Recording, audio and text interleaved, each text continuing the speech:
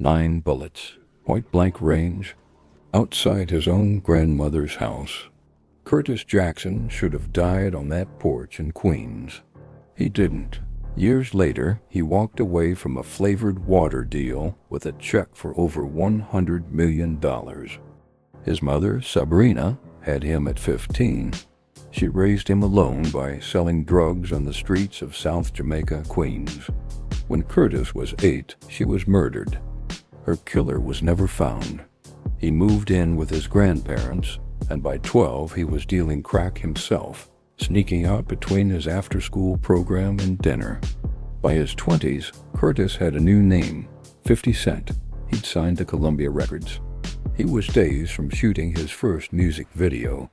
Then, on May 24, 2000, a car pulled up outside his grandmother's house. A gunman opened fire. 9 bullets hit him. His hand, his arm, his hip, both legs, his face.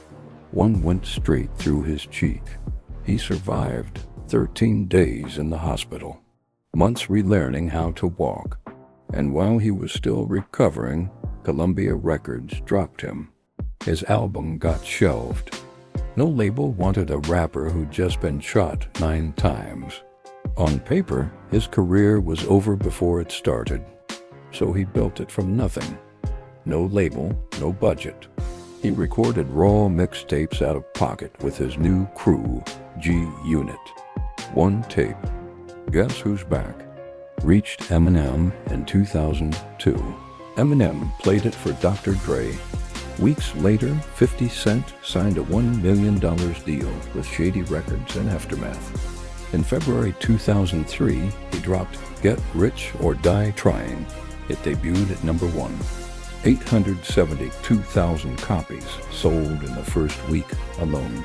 By year's end, it was the best-selling album of 2003, with 5 Grammy nominations.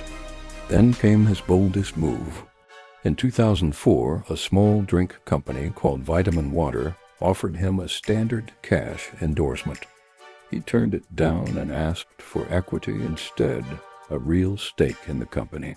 His manager, Chris Lighty, pushed the deal through. 50 Cent became the face of the brand.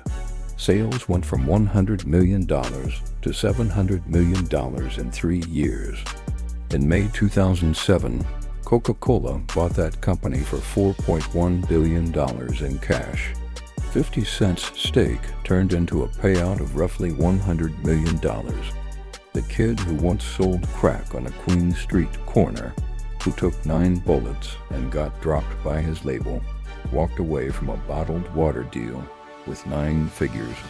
From a porch in Queens to $100 million. That's the whole story. If you enjoyed this video, hit that like button and subscribe so you never miss what's coming next.